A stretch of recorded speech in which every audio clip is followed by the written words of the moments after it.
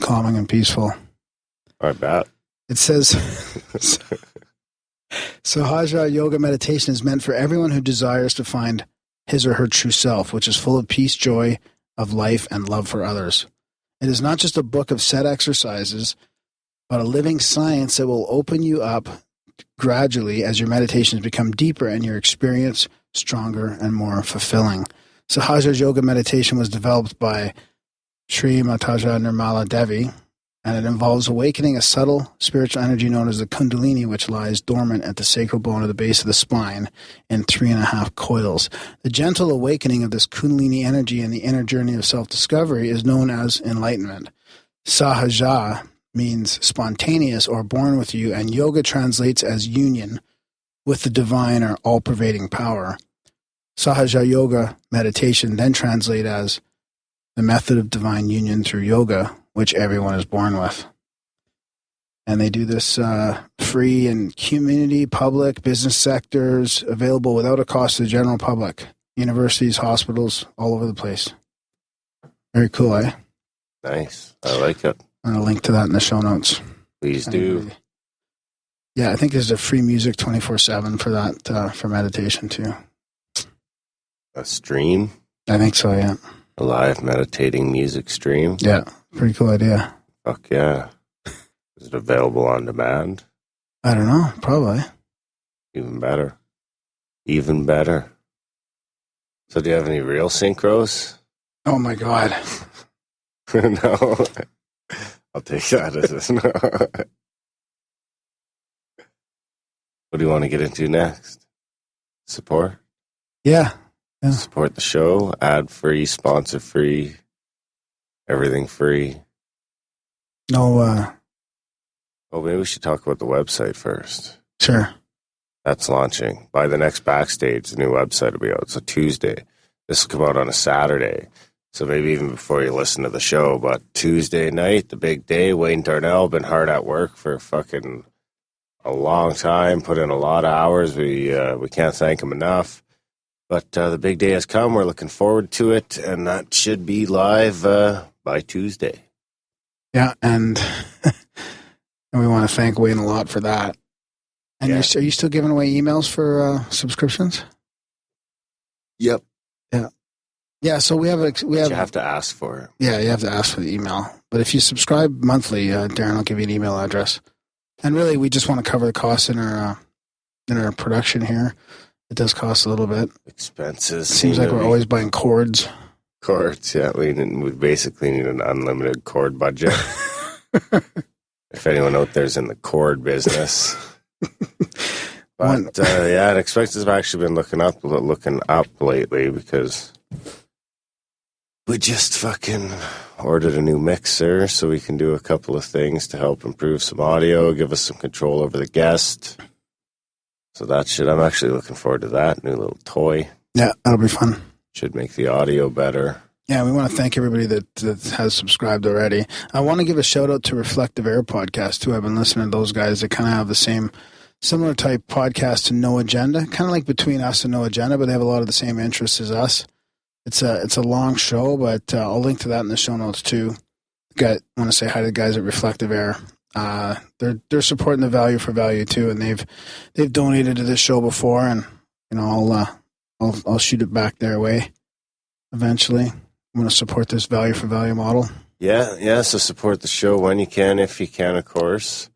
You can always support the show at grimerica.ca/support. Yeah, we'll just keep pumping them out for free and support us when you can. You can always help us out by just telling your friends. March is Tell a Friend About the Show month. Well, really, every month is Tell a Friend About the Show month, but in March we're talking about it. Yeah, it's kind of the only way we really grow right now, isn't it? I mean, we don't have any marketing plan or any strategic thing like that. I mean, we just try to connect with other podcasters and our listeners and rely on them to spread the word, really. Grow the hegemony. Hegemony. Geminis. Do you want me to read that email about that feedback from the Thomas Fusco Fusco? email? Yeah. Absolutely. Yeah, absolutely. So we want to thank David H. for sending us this email. He says, you guys could be the next Coast to Coast if it was PG rated. I'm on episode August 22nd, 2013. That must have been before we actually numbered the episode, eh? That's like right at the beginning. Yeah, it's pretty close.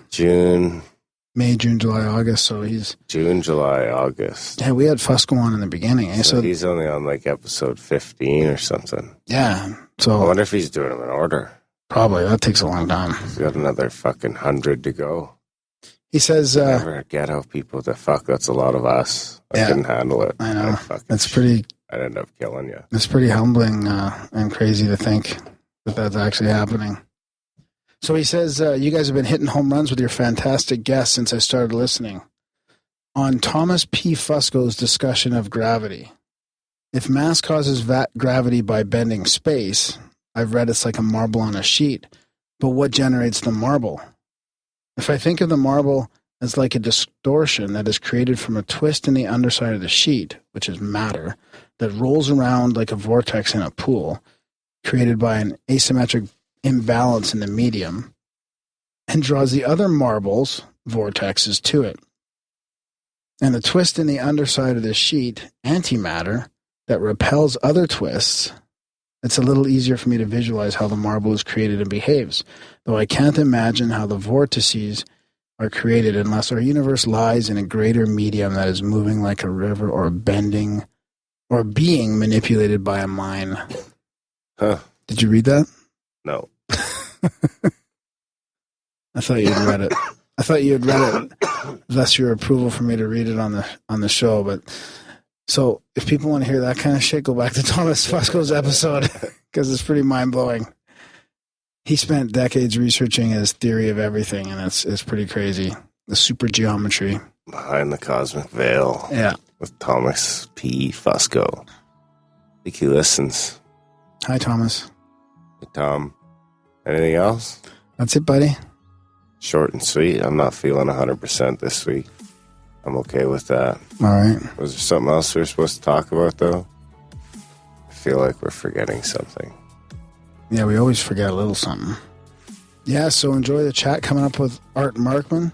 Gives us some tools to create new and sustainable habits in ourselves and others. And he goes into why our brain is a habit-making machine.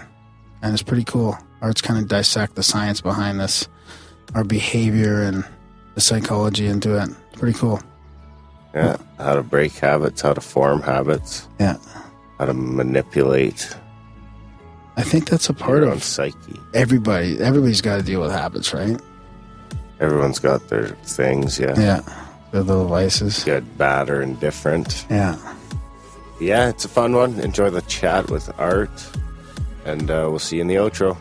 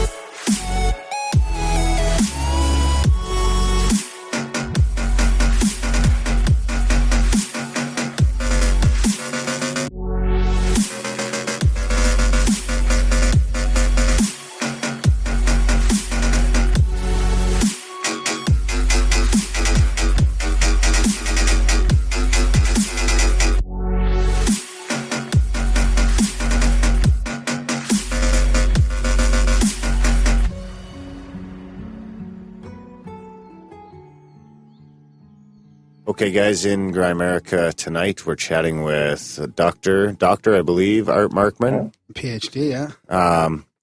About habit, and I'm looking forward to this because I haven't heard much about it. A lot of this is going to be brand new to me, and that's kind of the way I like it. Graham, you got the book, so you're going to be the expert on this one. I mean, obviously, Art's got your beat, but yeah, I got the book here in front of me. I read most of it. It's pretty fascinating stuff. As usual, it's I feel like I'm always trying to break habits, so I'm looking forward to talking to Art about this. His latest book is Smart Change, and it's 5 tools to create new and sustainable habits in yourself and others. Now, Art's got quite the bio here, and it could take me like a whole hour just reading that. So I'm going to try and summarize it a little bit. But he's the founding director of the program in Human Dimensions of Organizations. Now, that's pretty interesting on its own. We'll get into that maybe. He's got a PhD from the University of Illinois, and his research explores thinking. And that's one of the fascinating things about this is it's like cognitive science. And speaking of that, he's the executive editor of the journal Cognitive Science. He's blogged for like Fast Company and Psychology Today. I think he's done some like corporate consulting on this stuff. He's also got a radio show called Two Guys on Your Head, and that's out of Austin. So there's a ton of stuff to talk about here, and we're looking forward to learning a little bit more about the science of behavior change, I like to call it. So yeah, I'm looking forward to it because I'm about 5.5 weeks into quitting smoking. So. Nice. Well, Art can probably explain how you've actually accomplished that. Well, I've accomplished most of it with this electronic cigarette. So welcome to the Grimerica Show, Art. Thanks for staying up late for us tonight. Oh, no problem. It's great to be here tonight. Thanks so much. Yeah, I found your book fascinating right from the start because you talk about kind of like the science behind. Maybe we could get into that a little bit about what you found through your research about our brain. Like our brain's basically like a habit-making machine, and how it's basically through efficiency, I guess you could say, creating habits for us, right? Yeah. So, the thing about changing habits, we've all struggled with it. And the question is why? And the big issue is that we're fighting against our brain most of the time because most of us live in blissful ignorance of how the brain works. And that's not really our fault in general. It's actually the education system because the modern science curriculum got laid down beginning of the 20th century, around 1905 or so. And at that point, biology, chemistry, and physics made the cut. So that's what you study in school. And psychology, which had just barely wrested itself free of philosophy, didn't make it because in 1905, we probably could have taught you everything that the science of psychology knew in about 25 minutes. So what happened was the intervening 110 years, we learned a lot. And so now nobody's learning anything about the way the mind works, and yet the science of the field knows a lot about it. And when it comes to behavior, there's the way the brain is set up is if you were to take a brain, I don't know if you've ever seen a brain before, a human brain, but it kind of looks like two boxing gloves set the wrong way around with the thumbs on the outside, but it's bumpier than a typical boxing glove, and it's gray in color, which, neuroscientists being the creative folks they are, they call that gray matter. If you were to cut into that brain a little bit, about a couple of millimeters down, the brain turns from gray to white, and so cleverly they call that white matter. And that white matter is actually the insulated neurons that carry information from one area of the outer part, the cortex, to another, kind of like the wiring harnesses if you open up an old stereo. And if you were to continue cutting into the brain, at some point you find more gray matter really deep inside the brain. It's a bunch of structures that are called the basal ganglia, but I promise that's not on the exam. And so those brain structures deep in there are really crucial for engaging the goals that you have and for driving your behavior and for creating habits. So because that set of brain mechanisms pushes you to act, I call that the go system. And then when the go system engages a goal, a lot of what it does is it really clears the decks for actions. It focuses you on information that might be related to achieving that goal. It makes you want to achieve that goal.